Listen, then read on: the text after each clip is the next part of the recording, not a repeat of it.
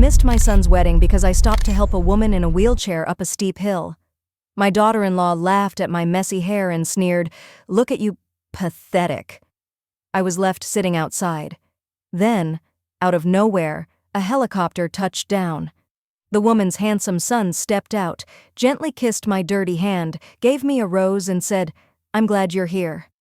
Stay with my story until the end, and tell me the city you're watching from so I can see how far it's reached. My name is Helen, and I'm 69 years old. Today was meant to be the happiest day of my life, my son Nolan's wedding. Instead, it became the day I realized that some people mistake kindness for weakness and think compassion is something to hide. I spent $89 on a navy blue dress from a discount store. It may not sound like much, but when your monthly pension is $850 and your rent is $600, every dollar matters. I saved for 3 months to buy that dress, skipping meals now and then, walking instead of taking the bus. I wanted to look my best for my son's big day. The Whitmore estate was even more stunning than I imagined. Wide gardens overflowing with white roses and jasmine, their scent drifting through the warm September air. Crystal chandeliers hung inside a grand white tent, scattering soft reflections across the perfectly trimmed lawn. A string quartet played near the altar, where white silk flowed between marble columns. Everything looked flawless, luxurious, and overwhelming. I tightened my grip on my small purse as I approached the entrance, smoothing my dress one last time. It was simple polyester, but I had pressed it carefully and found shoes that matched well enough. I felt nervous, but hopeful. This was my son's wedding. Surely today would be different. Surely Tegan would put aside whatever made her dislike me and let me share this moment. I was wrong. "Excuse me, ma'am." A young woman in a neat white shirt and black skirt stepped beside me. "Are you on the guest list?" "Yes, of course. I'm Helen Morrison, Nolan's mother." Her expression shifted. She glanced toward the entrance, then back at me. "Please wait here for a moment." My stomach tightened. Something wasn't right. I watched her hurry off, heels tapping on the stone path. She whispered to another woman, who disappeared into the tent. Minutes passed. Guests walked by in designer outfits, jewelry sparkling in the afternoon light. In my discount dress, I felt invisible. Then I saw her. Tegan stepped out of the tent in a wedding gown so elegant it probably cost more than I earn in half a year. She was tall, graceful, flawless. When her eyes met mine, they were cold and distant. "Helen," she said flatly, "we need to talk." She walked toward me, her train flowing behind her. Nearby conversations quieted as people began to watch. "Tegan, you look beautiful," I said, forcing warmth into my voice. "I'm so happy for you and Nolan. I brought a gift and I was hoping—" "Stop." Her voice cut me off. "There's something we need to discuss." My heart pounded. "What is it, dear?" Her gaze slowly traveled over me. My dress, my shoes, my simple pearl earrings that once belonged to my mother. When she looked back up, I saw it clearly. Disgust. "This is an important day for our family," she said softly. "We have very influential guests here. Business leaders, public figures, people who matter." I nodded, confused and uneasy. "The thing is," she continued, "we've decided it would be better if you didn't attend the ceremony." The words felt like a blow. I actually stepped back. "What? But I'm his mother. I'm Nolan's mother." "Yes," she replied without emotion. "And that's what makes this awkward. Appearances are important in our circle. Families are judged by their weakest link. And having you here dressed like that, it doesn't reflect well on Nolan." I couldn't breathe. My mouth opened, but nothing came out. "I'm sure you understand," she added with a forced sweetness. "This isn't personal. We just have standards to maintain. Perhaps you can come to the reception later, after the important guests leave." "Tegan, please," I whispered. "I saved for months for this dress. I've been waiting for this day since you got engaged. I just want to see my son get married." Something flickered across her face. Annoyance, maybe. "Helen, you need to be realistic. This family has an image. Nolan has worked hard for his career, and I won't let anything put that at risk. Your presence here, the way you look, the way you speak, it would be embarrassing for all of us." Her words cut deeper than I could have imagined. I looked past her toward the tent, hoping to see Nolan, hoping he would step out and tell me this was all a misunderstanding, but he was nowhere in sight. "Does Nolan know about this?" I asked. "Of course he knows," she said calmly. "This was a shared decision. He believes it's for the best." That hurt more than anything else she could have said. My son, the baby I raised on my own after his father left, the child I supported by working 2 jobs, the boy I had loved without limits for 42 years, had agreed to keep me out of his wedding because I didn't fit into his new life. "I see," I replied. My voice sounded distant, like it didn't belong to me. "I understand." Tegan smiled, satisfied. "I knew you'd be sensible about this. Maybe you could send a nice card instead." Then she turned and walked away, her white gown flowing behind her like a quiet declaration that I didn't belong. I stood there for what felt like hours, though it was probably only minutes, watching guests enter the tent, hearing the music begin, breathing in the scent of roses that now felt almost cruel in their perfection. A few people glanced at me as they passed. Some looked curious, others uncomfortable. One older woman started to walk toward me, but her husband gently pulled her back, whispering something that made her look at me with sympathy mixed with embarrassment. I turned away from the tent, from the laughter and celebration I wasn't welcome to see. My steps carried me down the long driveway, past the trimmed hedges and the fountain sparkling in the sun. Behind me, I could hear the ceremony starting, the officiant's voice floating through the warm air. My son was getting married, and I wasn't there to witness it. I didn't have a car. I had planned to ride home with family after the reception. Now I was facing a 3-mile walk in shoes that were already pinching my feet. Still, that felt like the smallest of my worries. As I reached the main road, I heard something that made me stop. Someone was crying. Not happy tears, but the strained, broken sobs of someone truly struggling. The sound came from around a bend, where a steep hill led up toward the older part of town. I hesitated. Part of me wanted to go home, lie down, and pretend this day never happened. But the crying was too full of pain to ignore. I walked toward the sound, my feet aching with every step in the shoes I had bought for a wedding I wasn't allowed to attend. When I turned the corner, I saw her. An elderly woman sat in a wheelchair at the base of the hill, gripping the wheels as she tried again and again to push herself upward. She looked to be in her early 70s, with silver hair that had slipped loose from what was once a neat bun. Her dress was simple but clean, soft gray cotton that looked handmade. Her face was red with effort and frustration, tears streaming down as exhaustion took over. "Ma'am," I called gently, "are you all right? Do you need help?" She looked up, and in her eyes I saw a pain I recognized all too well, the ache of being alone, of being overlooked. Her face was lined with age, but there were still hints of the beauty she must have carried for years. "I'm sorry," she said, dabbing her eyes with a worn tissue. "I didn't mean to draw attention. I've been trying to get up this hill for almost an hour, but I just can't do it."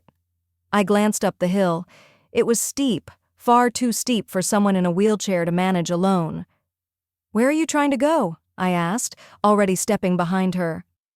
"Oakle Cemetery," she replied. "It's just over the top. I come every year, but the bus route changed last month. This was the closest stop, they said. I didn't realize—" She gestured helplessly toward the incline. I didn't think twice. I placed my hands on the wheelchair handles and began to push. The hill was every bit as difficult as it looked. Within minutes, my breathing grew heavy. My dress clung to my back, and I could feel my carefully arranged hair starting to come loose. But helping her felt right in a way nothing else had all day. "Oh dear," she said, worried. "Are you sure? This is a lot to ask. I don't want to trouble you." "It's no trouble at all," I replied, even as my legs burned. "I'm Margaret," she said softly. "Margaret Patterson. Thank you for this, truly." As we slowly made our way uphill, Margaret began to talk. Maybe it was the comfort of a stranger, or maybe she just needed someone to listen. Whatever the reason, her story unfolded with each step. "I'm going to visit my husband," she said. "Harold. Today would have been our 55th anniversary, but he passed away 15 years ago." "I'm so sorry," I said, adjusting my grip. "He was a good man," Margaret continued. "We had one son. His name is Michael." Harold was incredibly proud of him. Michael had done very well for himself. He was a successful businessman traveling all over the world. But he was always so busy. I haven't seen him it must be about 8 months now. There was no resentment in her voice, only a quiet sadness I knew all too well. The ache of being left behind by the people you love most. "I'm sure he thinks about you often," I said, even though the words felt empty as they left my mouth. "Perhaps," Margaret replied gently. "He calls sometimes, usually on holidays. He sends money to help with my care. I live in a nice assisted living place because of him. He's very generous in that way. But money isn't the same as presents, is it?" No, it wasn't. I thought of Nolan, of all the times he sent money instead of coming by, of phone calls that replaced visits, of how, little by little, he drifted away as Tegan became more central in his life. "What about you, dear?" Margaret asked as we reached the middle of the hill. "Do you have family?" The question caught me off guard. Did I? On paper, yes. But after today, I wasn't sure anymore. "I have a son," I said carefully. "His name is Nolan. He got married today." "How lovely," Margaret said warmly. "You must be so happy. Was it a beautiful ceremony?" I stopped pushing for a moment, my hands tightening on the handles. The irony of her question pressed heavily on my chest. I didn't attend," I said quietly. Margaret turned her head to look at me, concern filling her eyes. "Oh, my dear. Was it far away? One of those weddings families sometimes can't manage?" "No," I said as I started pushing again. "It was here in town. I just wasn't invited." The silence that followed said everything. Margaret didn't ask for explanations. She didn't need them. She simply reached back and placed her hand over mine. "I'm sorry," she said softly. "Families can be complicated." As we continued, Margaret spoke about Harold, about meeting him at a church gathering when she was 19 and he was 21, about the early years when money was tight and dreams were big, about the pride they felt when Michael was born, and how Harold worked extra shifts so their son could have opportunities they never did. "Harold was so proud when Michael finished college," she said as we reached the top of the hill. "He said every sacrifice was worth it. He believed a parent's greatest purpose was to give their child a better life." Then her voice changed slightly. "But somewhere along the way, something shifted. The better life we gave him seemed to convince him that his old life, his parents included, wasn't enough anymore." She explained how it happened slowly, the move to the city, shorter visits, fewer calls, the subtle embarrassment when he introduced them to people from his new world. My chest tightened. Her story felt like a reflection of my own. "Harold was hurt," Margaret continued, "but he never complained. He believed love should never come with conditions. He said Michael's success mattered more than our feelings." We reached the entrance to Oak Hill Cemetery. It was quiet and peaceful, shaded by tall oak trees. The scent of freshly cut grass mixed with old roses, and somewhere nearby, a lawnmower hummed softly. "Harold's over there," Margaret said, pointing toward a newer section beneath a large oak tree. "I come every year on our anniversary. I always bring red roses. They were his favorite." I pushed her along the narrow path between the graves. Some headstones were grand and ornate. Harold's was simple, a modest gray stone with his name, his dates, and a short inscription, "Beloved husband and father." Margaret sat quietly for a moment, then reached into a small bag attached to her wheelchair and pulled out a single red rose. It was slightly wilted from the heat, but still beautiful. "Hello, Harold," she said softly. "I made it again this year. I had help this time. I want you to meet Helen. She's very kind." Tears filled my eyes. Despite being alone, despite everything she had endured, Margaret still came here every year. Her love was steady, selfless, and unwavering. "I hope you're proud of Michael," she continued. "I know you are. I hope you understand why he can't come more often. His life is very full now. Very important." She was making excuses for her son, just as I had done for mine for years, protecting him, even when he never protected her. Margaret gently placed the rose on Harold's grave and leaned back in her wheelchair. "Thank you for bringing me here, Helen," she said softly. "I don't know what I would have done without you." "It was truly my pleasure," I replied, and I meant it. For the first time that day, I felt useful, needed, like I had done something that actually mattered.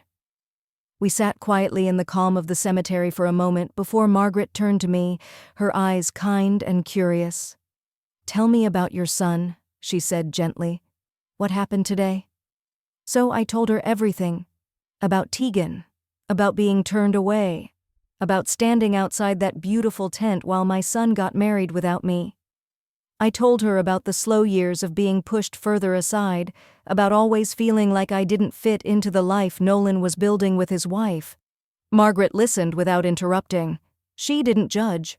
She simply nodded now and then, her eyes filled with understanding. "You know," she said when I finished, "Harold always believed that the people we love the most can hurt us the deepest, not because they mean to, but because they forget that love isn't something to hide." "Maybe," I said quietly, "but I don't know how to fix this. I don't know how to make him understand that I just want to be part of his life." Margaret grew thoughtful. Then she smiled, small, knowing, almost secretive. "Michael may be busy," she said slowly, "but he's a good man. His success has allowed him to help others, and I truly believe that if he knew what you did for me today, he would be very grateful, very grateful." There was something in her tone that made me look at her more closely, but before I could ask what she meant, she asked if I could take her back to the bus stop. After making sure Margaret was safely on her way back to her assisted living home, I stood alone with a difficult decision. It was late afternoon now, and I knew the wedding reception would be well underway. Margaret's words echoed in my mind. Love isn't something to be ashamed of. Maybe Tegan was right about the ceremony. Maybe I didn't belong among the important guests during that formal moment. But the reception was different. Surely I could find a quiet moment with Nolan. Surely I could at least congratulate my son and give him the gift I had brought. The walk back took nearly 45 minutes. By the time I reached the estate gates, my feet were aching badly. I knew I must look awful. My navy dress was wrinkled and damp from sweat. My carefully styled hair had completely fallen apart. There was even a small tear in my stockings from the wheelchair earlier. Still, I kept going, holding tightly to the small, wrapped gift I had bought for Nolan and Tegan, a crystal picture frame that cost $37 and weeks of careful saving. The reception was stunning. The tent glowed with warm light from hundreds of tiny bulbs overhead. Tables draped in ivory surrounded a polished dance floor where couples swayed to live music. The scent of rich food filled the air and my stomach growled, reminding me I hadn't eaten all day. I stood at the edge of the tent, searching for Nolan among the beautifully dressed guests. Everyone looked flawless, confident, so far removed from my world of discount stores and strict budgeting. I felt like I didn't belong, but I hadn't come this far to turn back. Then I saw him. Nolan stood near the head table in his tuxedo, laughing with his friends. For a brief moment, my heart filled with pride. That was my son, my baby, even if he no longer needed me. I started walking toward him, weaving between tables, hoping not to draw attention. But my appearance made that impossible. Conversations quieted as I passed. I heard whispers trail behind me. "Who is that woman? She looks awful. How did she get in here?" I kept my eyes on Nolan, determined to reach him before anyone stopped me, but I had barely made it halfway when a sharp voice cut through the air. "Oh my God, what happened to you?" The entire tent seemed to freeze. The music continued, but every head turned. Tegan stood beside me, still glowing in her wedding dress, but her face was twisted with anger and disgust. "Tegan," I said softly, trying to keep things calm. I just wanted to congratulate Nolan and give him his gift. I won't stay long. Look at you, she said loudly, making sure everyone could hear. She gestured at me like I was something embarrassing. You look like you've been crawling around outside. Your hair is a mess, your dress is dirty, you smell like sweat and grass. My face burned with humiliation. She wasn't wrong. I did look awful. But I looked that way because I had spent hours helping an elderly woman who needed support, not because I was careless or didn't care. I was helping someone, I said quietly. An older woman who needed help getting to the cemetery. Tegan laughed sharply, the sound carrying across the tent. Of course you were, she said, playing the hero again, always finding an excuse for why you can't meet even the most basic standards. More guests stopped what they were doing. I noticed phones being lifted discreetly, people clearly expecting an uncomfortable scene. Tegan, please, I said softly. I just want to see Nolan for a moment. Absolutely not, she replied, her voice smooth but unyielding. You are not ruining my reception with this. She waved her hand toward me. I told you earlier that you weren't welcome at the ceremony, and that clearly applies to the reception too. Look at you. You're embarrassing everyone. I looked around and realized she was right. Faces stared back at me, some curious, some pitying, some openly judgmental. Whispers followed me. I had become a spectacle, something amusing to people who saw me as completely out of place. But I'm his mother, I said, hating how small my voice sounded. Mother? Tegan laughed coldly. A real mother would have made sure she looked respectable at her son's wedding. A real mother would have had enough self-respect to show up with dignity. Each word struck with painful precision. My eyes burned, but I refused to cry in front of them. Where is Nolan? I asked, searching the crowd. He's busy, she said flatly. And honestly, he's already uncomfortable enough. Do you really think he wants to be associated with this? She gestured toward me again, and I caught my reflection in one of the mirrored panels inside the tent. My hair clung damply to my face. My dress was wrinkled and marked. My hands still showed signs of the help I had given earlier. I looked exhausted. I looked out of place. I think it's time for you to leave, Tegan continued, her voice carrying clearly through the quiet tent. This celebration is for people who've accomplished something. You don't belong here. That's enough. The voice came from behind me. I turned, my heart lifting for a brief moment of hope. Nolan was walking toward us. For an instant, I believed he would stand up for me. But when I saw his expression, that hope disappeared. He looked uncomfortable, not because of what was being said, but because of me. Mom, he said carefully, what are you doing here? Tegan told you earlier that it would be better if you didn't come. I just wanted to see you, I said. I wanted to give you this. I held out the wrapped gift, but he didn't take it. You're causing a scene, he said, glancing at the guests around us. I appreciate that you wanted to be here, but maybe it's better this way. Better this way? I whispered. Nolan, I raised you. I worked 2 jobs to support you. I gave everything I had so you could have this life.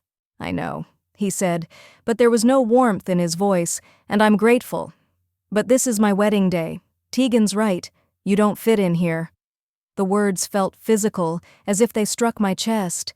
My own son was telling me I didn't belong. I understand, I said quietly. My hands shook as I set the gift down on a nearby table. Tegan smiled, satisfied. I'm glad that's settled.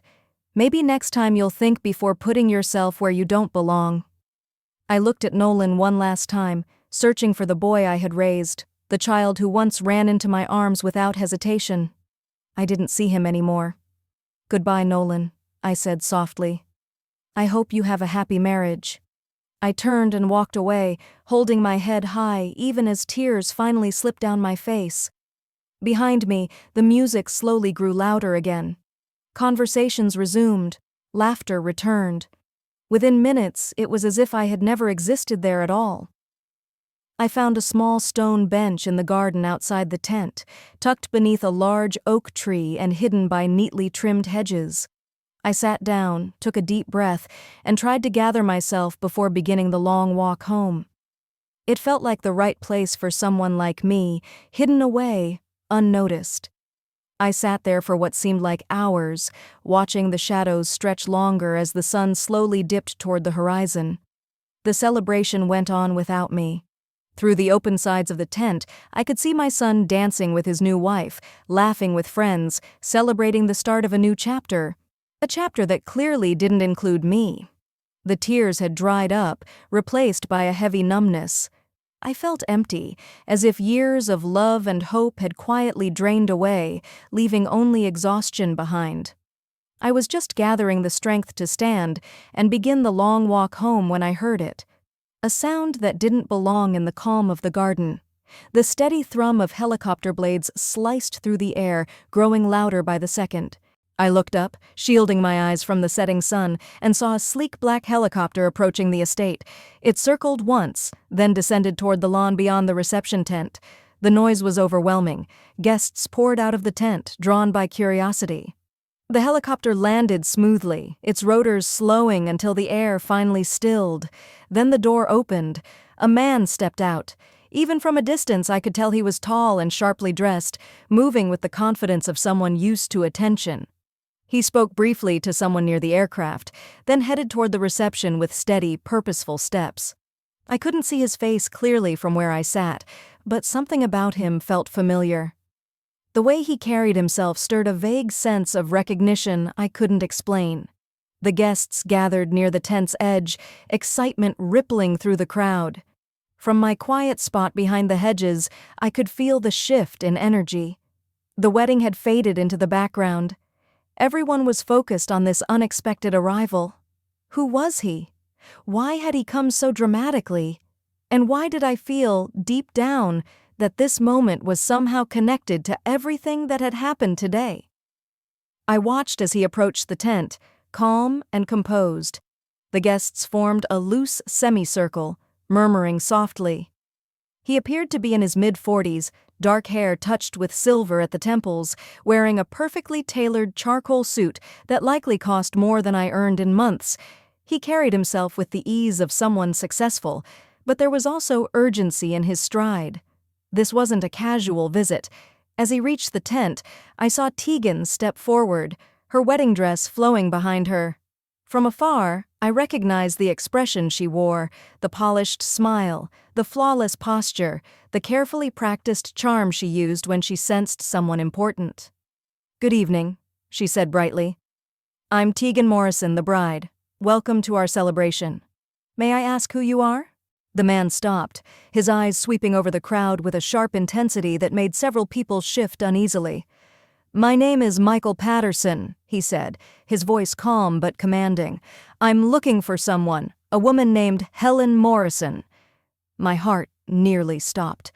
Margaret's son, the successful businessman she had spoken about with such quiet longing, was here, looking for me.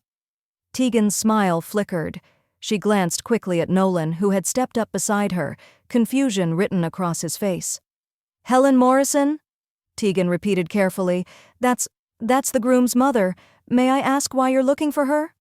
Michael's expression hardened. "She showed my mother extraordinary kindness today. I've come to thank her in person." A ripple of murmurs spread through the crowd. People exchanged looks, trying to piece together what they were witnessing. Tegan's discomfort was obvious now. "I see," she said slowly. "Well, I'm afraid Helen isn't here at the moment. She had to leave early." It wasn't entirely untrue, but it wasn't the truth either. I was still there, hidden in the garden after being pushed out in shame. Michael's face darkened slightly. "She had to leave early from her own son's wedding?" "Well," Tegan replied defensively, "it was a mutual decision. She felt she didn't quite fit in with the other guests." From my bench beneath the oak tree, I watched Michael's jaw tighten.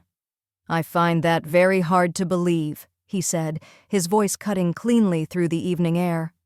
"The woman I'm looking for, Michael said, his voice calm but unshakable, is someone who would push a wheelchair up a steep hill in extreme heat just so an elderly stranger could reach her husband's grave. Someone willing to sacrifice her comfort, her appearance, even her own plans, so a lonely woman could honor the man she loved on their wedding anniversary. That doesn't sound like someone who would willingly walk away from her own son's wedding. Tegan's face drained of color beneath her flawless makeup. Around her, guests began to stare openly now, confusion turning into quiet suspicion. Perhaps, Michael continued, his tone turning colder, someone made that decision for her. The words hung in the air. Tegan opened her mouth, but nothing came out. Beside her, Nolan shifted uneasily, his eyes darting between his wife and the man who seemed to see straight through them. Now, Michael said firmly, leaving no room for argument, I'll ask again, where is Helen Morrison? Before Tegan could answer, I made my choice. I couldn't keep hiding while someone else defended my dignity. Whatever Margaret had told her son, whatever was about to happen, I needed to face it myself. I stood from the bench, smoothed my wrinkled dress as best I could, and stepped out from behind the hedges. The crowd turned all at once. Michael's eyes found mine immediately. I'm Helen Morrison, I said, my voice steadier than I felt. You're Margaret's son. His expression changed instantly. The authority softened into something deeper respect. He walked toward me, leaving the crowd behind, and I met him halfway across the grass. Up close, I was painfully aware of how I looked. My rumpled dress, my loose hair, the dirt beneath my nails. But there was no judgment in his eyes. Only gratitude. Mrs. Morrison, he said quietly, I can't begin to thank you for what you did for my mother today. It was nothing, I said. She needed help. Anyone would have done the same. No, he replied gently but firmly. Most people would have walked past. Most would have been too busy, too focused on themselves. You weren't. You stayed. You helped her reach a place that meant everything to her. Tears filled my eyes again, but these were different. These were tears of being seen. She called me, he went on, emotion thick in his voice. An hour ago. She was crying. My mother who never complains was crying because a stranger showed her more kindness in one afternoon than she's felt in months? He reached into his jacket and pulled out a single red rose, fresh and perfect. She asked me to give you this, he said, for the angel who helped her visit my father. With incredible care, he placed the rose into my rough, dirty hand. Then, to my complete shock, he lifted my hand and kissed it softly. Thank you, he whispered. Thank you for seeing her when others didn't. I cried openly now, overwhelmed by the simple dignity of the moment. She loves you very much, I said through my tears. She's so proud of you. His face tightened. I know. And I haven't been the son I should be. I was too busy chasing success to remember who made it possible. He looked past me toward the reception, where Tegan and Nolan stood frozen. Guests whispered, sensing something important was unfolding. My mother told me what happened to you today, Michael said, his voice stronger now. How you were turned away from your own son's wedding, how you were made to feel ashamed of who you are. I looked down at the rose in my hand. It's complicated. No, he said firmly. It's not. It's cruelty disguised as social rules, and it's unacceptable. He turned to the crowd, his voice carrying clearly across the garden. Ladies and gentlemen, he said, I'd like you to meet Mrs. Helen Morrison. This morning, Michael said, his voice carrying across the garden, while all of you were celebrating inside that tent, this woman was outside doing something truly selfless. She spent hours helping my elderly mother climb a steep hill so she could reach my father's grave and honor his memory on their wedding anniversary. The crowd shifted uncomfortably. I could see confusion on many faces as they tried to reconcile the tired, disheveled woman they had judged earlier with the picture Michael was painting now. While you were criticizing her appearance, he continued, his voice growing firmer, she was showing the kind of character most people only talk about, While you were whispering that she didn't belong, she was proving that real worth has nothing to do with clothes or status, and everything to do with how we treat those who need help." Tegan stepped forward, her face flushed with anger and embarrassment. "Mr. Patterson, I think there's been a misunderstanding.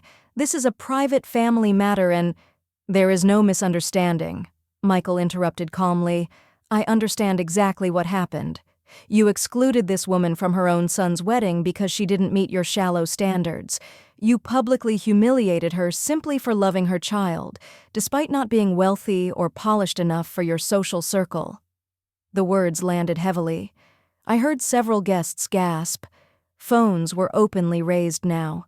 People sensed they were witnessing something that would be remembered long after the wedding ended.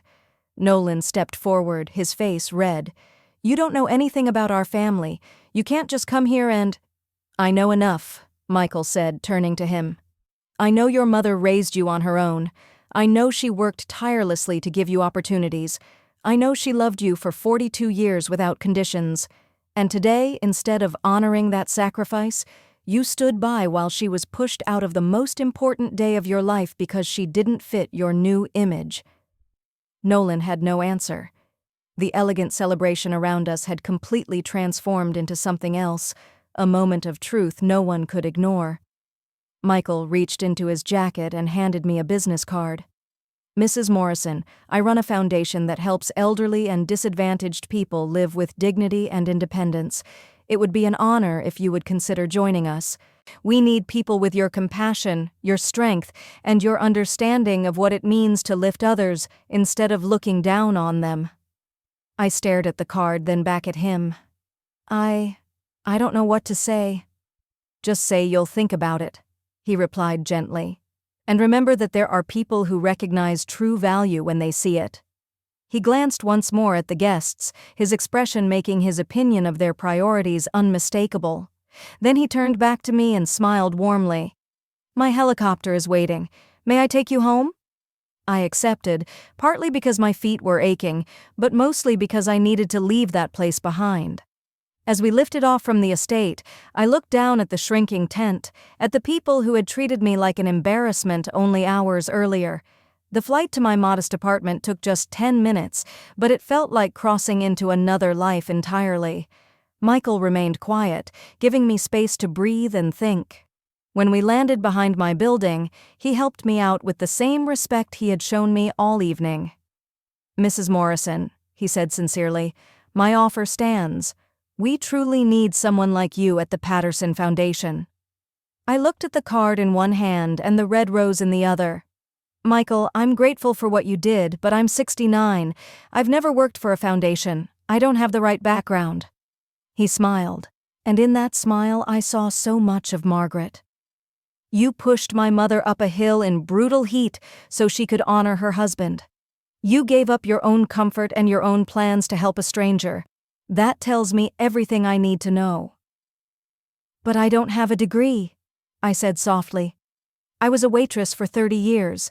Then I worked in a nursing home until I retired." "Perfect," he replied without hesitation. "You understand service. You understand hard work, being overlooked and still showing kindness. Our foundation serves elderly people who've been forgotten by their families, who live with loneliness and uncertainty. Who better to help them than someone who truly understands?" Tears filled my eyes again, but this time they carried something new. For the first time in years, I felt seen, not as a burden, not as an embarrassment, but as someone who mattered.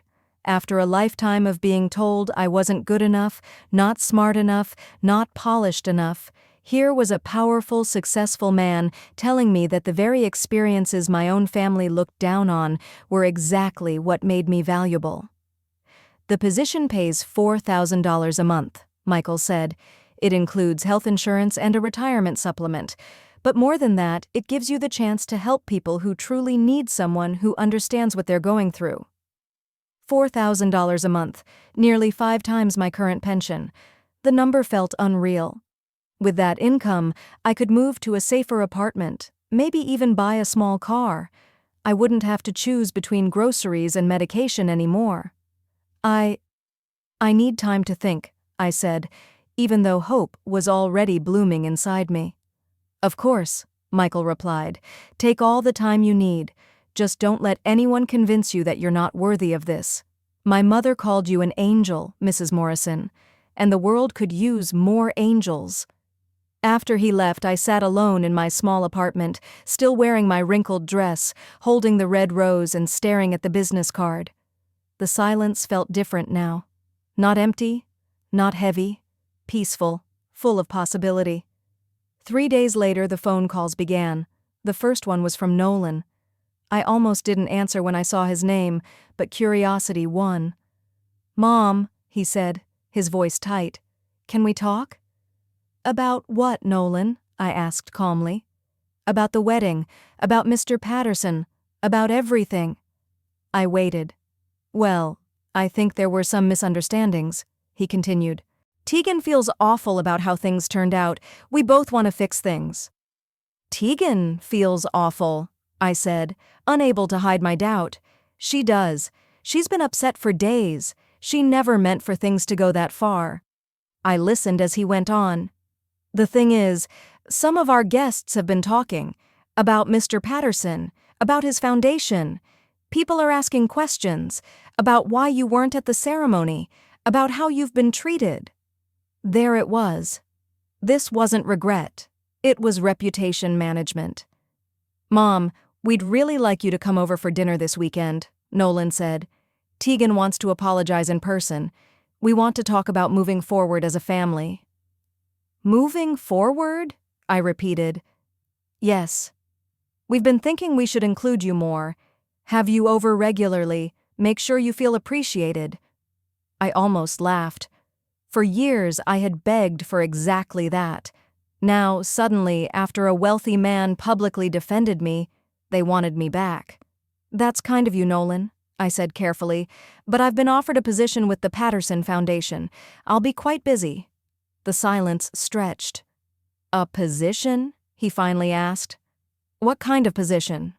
"A senior coordinator role," I said, "working with elderly clients who need help maintaining their independence." "That's great," he said, though his tone suggested otherwise. "How much does it pay?" I paused, then answered honestly. $4,000 a month." Another long silence. "4,000?" he said. "That's almost $50,000 a year. Are you sure this is legitimate?" "No offense, Mom, but you don't usually get that kind of salary without a certain background." "Michael Patterson believes I have exactly the experience they need," I replied. "Michael Patterson," Nolan repeated slowly. "Mom, you need to be careful. This could be some kind of mistake, or guilt, or something temporary." "It's not," I said calmly. "I've already spoken to their HR department. I start Monday." What I didn't say was that I had accepted the offer the day after the wedding. The conversation with HR had been the most validating of my life. They didn't focus on what I lacked. They asked about my years caring for seniors, about compassion, patience, and understanding. "Mom," Nolan said, slipping into that familiar, patronizing tone, "why don't you come to dinner this Sunday and we can talk this through? Tegan has connections.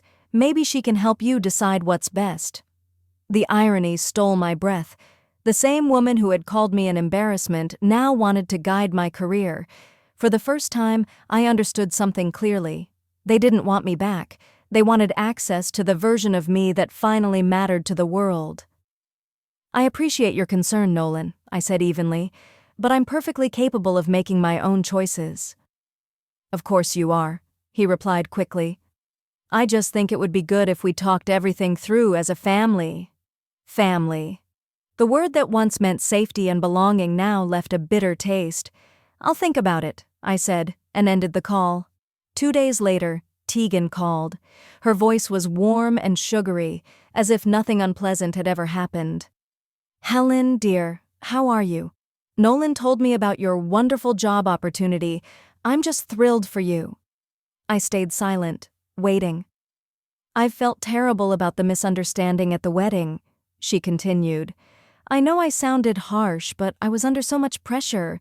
You know how brides get." She laughed lightly, a sound that scraped against my nerves.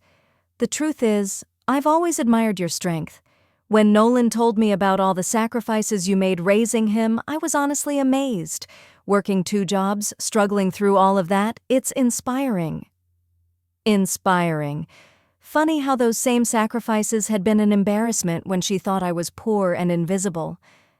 I was hoping we could spend some time together, she went on. Just the 2 of us. Lunch, maybe some shopping. I feel like we never really got the chance to bond. That's kind of you, Tegan, I said calmly, but I'll be very busy with my new position. Oh, of course, she replied quickly, but surely you'll have some free time. And Helen, is it true the Patterson Foundation pays $4,000 a month? That's incredible. Nolan and I were thinking it might be wonderful if you moved closer to us. Now that you'll be doing so well financially, you could afford something really nice. I almost laughed out loud. 6 months ago, they barely returned my calls. 3 months ago, she joked about me moving into assisted living. Now they wanted me in their neighborhood. We've actually been looking at places for you, she continued eagerly. There's a lovely condo complex just a couple of miles from us. Around $300,000. You could easily qualify for a mortgage now. We could even help with the down payment. Help with money I'd be paying back myself. And I've been thinking about holidays, she added. Now that things are changing, maybe you could host Christmas this year in your new place. We could invite some friends. They'd love to meet Michael Patterson's employee. There it was. This wasn't about family. It was about status. About proximity to someone powerful. Tegan, I said quietly. Where was this desire to include me 3 days ago? Oh, Helen, she replied, sounding wounded. I thought we'd moved past that. I apologized. Isn't that what matters? You didn't apologize, I said gently. You explained. There's a difference. Silence. You're right, she finally said.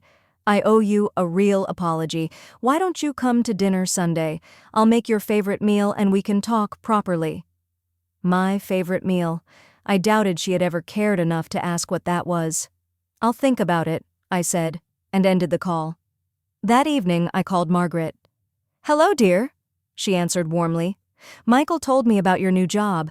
I'm so happy for you. Thank you, I said. I'll admit I'm a little nervous. Nervous? Oh, you'll be wonderful, she said without hesitation. Michael can't stop talking about you. He says you're exactly what the foundation needs. We spoke for a while about the job, about her health, about the flowers on Harold's grave. Michael, she told me, had arranged for it to be cared for regularly. Margaret, I asked finally, may I ask you something personal? Of course. Was Michael always this thoughtful? This focused on doing the right thing? She paused. No, she said softly. For many years he was very much like your son. Successful, busy, absorbed in his career. He visited rarely, called even less. What changed? I asked. His father's passing, she said quietly. Michael was traveling when Harold died. He missed the funeral because he was overseas closing an important deal. I buried my husband alone. Those last days in the hospital, I faced them without him. A chill ran through me as recognition settled in. It broke something inside him, Margaret continued. He finally understood that no amount of money or success could buy back time with the people you love. That's when he started the foundation. That's when he truly began taking care of me. Do you think people can really change? I asked. I think loss can open people's eyes, she said gently. But real change has to come from within. It has to be sincere. You can't force someone to love you the way you deserve. After we hung up, I sat alone in my small living room, turning her words over in my mind. Could Nolan truly change? Could he come to value me for who I was, not for what I suddenly represented? Or was this sudden warmth just another way of using me, wrapped in the language of family? By Sunday morning, I had made my decision.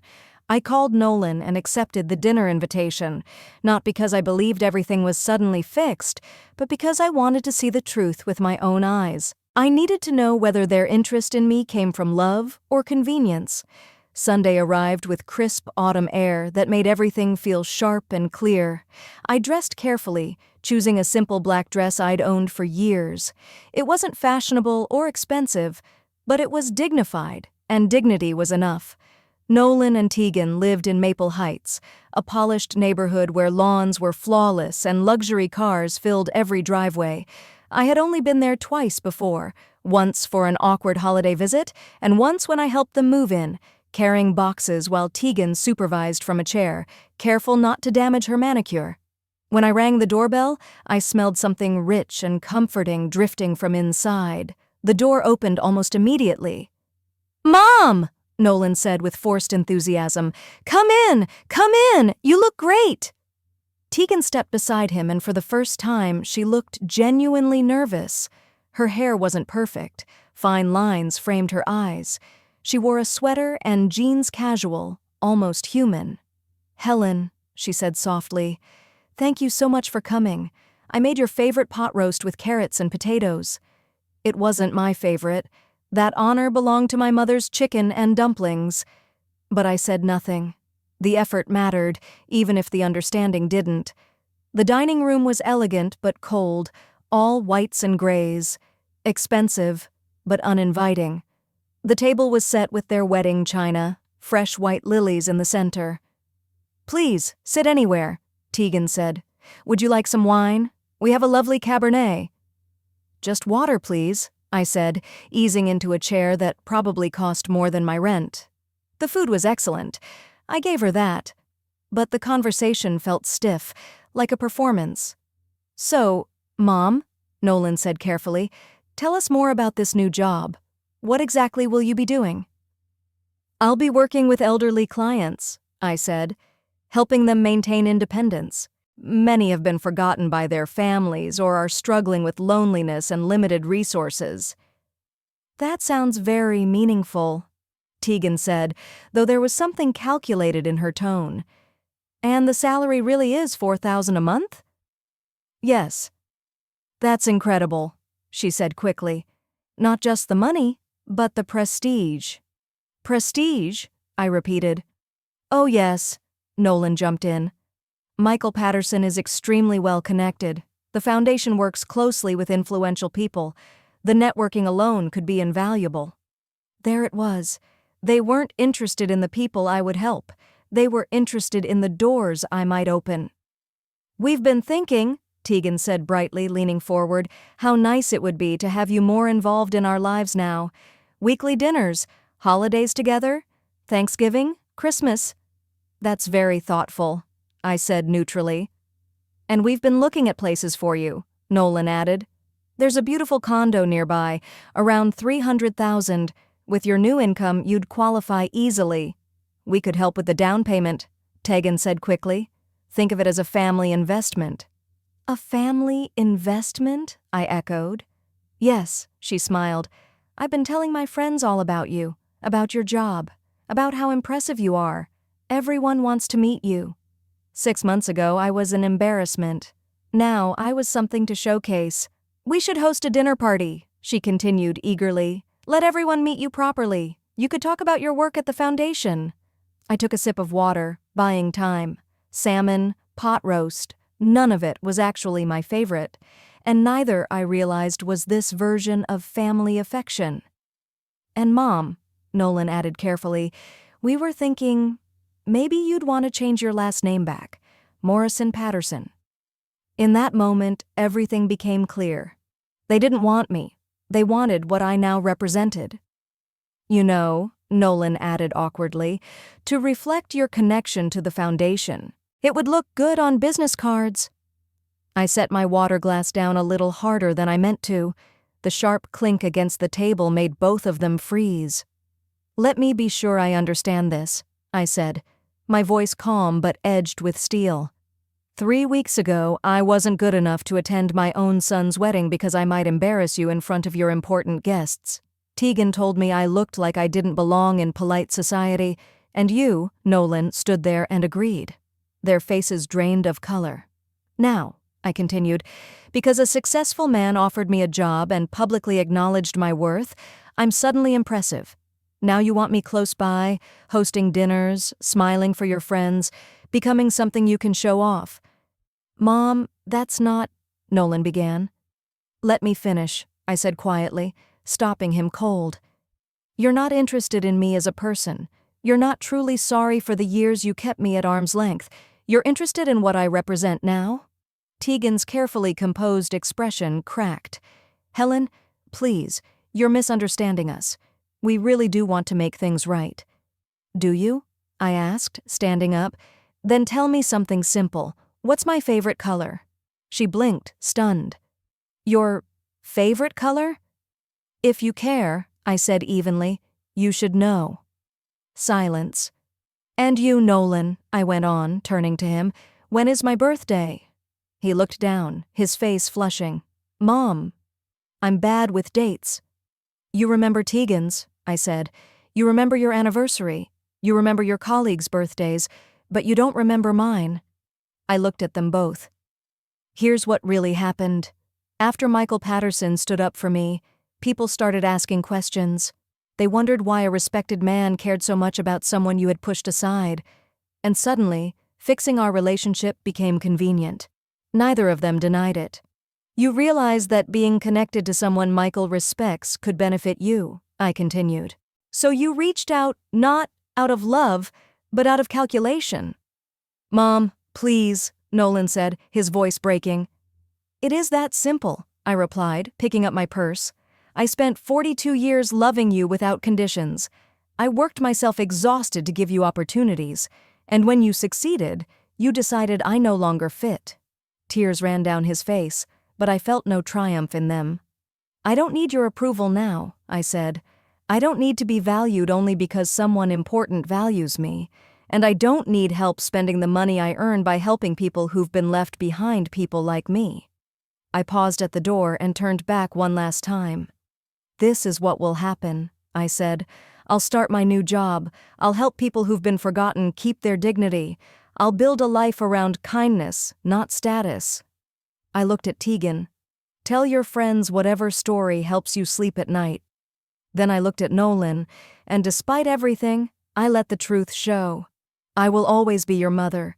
If you ever want a real relationship, one built on respect, not advantage, my door will be open, but I will never again accept being treated as less than I am. I walked out into the crisp autumn air. Behind me, I heard crying, my name being called. I didn't turn back. 3 months later, I sat in my office at the Patterson Foundation, reviewing files for the clients I would be visiting that week. The room was modest but bright, sunlight spilling in through the window. On the wall hung a photograph Margaret had given me, she and Harold on their wedding day, young and hopeful. The work suited me in ways I hadn't imagined. I connected easily with people who felt invisible, helped them navigate complicated systems, listened when no one else had time. After 6 weeks, my salary was increased, and I was assigned an assistant, a kind young man who reminded me of the boy Nolan once was. I moved into a small, comfortable apartment closer to work. It wasn't luxurious, but it was mine, earned through work that mattered. The neighborhood was lively and warm, filled with people who measured others by character, not status. Margaret and I grew close, sharing dinners and quiet laughter, 2 women who understood loss, resilience, and the quiet strength of being seen at last. She visited my office every few weeks, and I often went to her assisted living place for dinner. Michael became part of my life too, not as a boss, but in many ways as the kind of son I had once hoped Nolan would be. He was respectful, deeply appreciative of his mother's sacrifices, and committed to using his success to lift others instead of placing himself above them. In those 3 months, Nolan called twice. The first time was about 6 weeks after our dinner. He left a voicemail, apologizing and asking if we could try again. The second call came just a week before, and this time I answered. "Mom," he said, his voice smaller and more vulnerable than I had heard since he was a child. "I've been thinking a lot about what you said, about how I treated you, about the kind of person I became." I stayed quiet. "You were right," he continued. "I did push you away once I found success. I let Tegan convince me you were an embarrassment. I chose status over family." "Yes," I said calmly. "You did."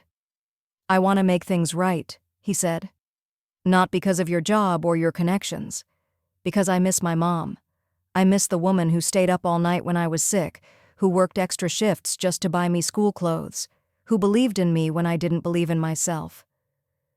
I listened to the tears in his voice, and for a moment my heart softened. "I don't know if it's too late," he whispered. "I don't know if I broke something that can't be fixed."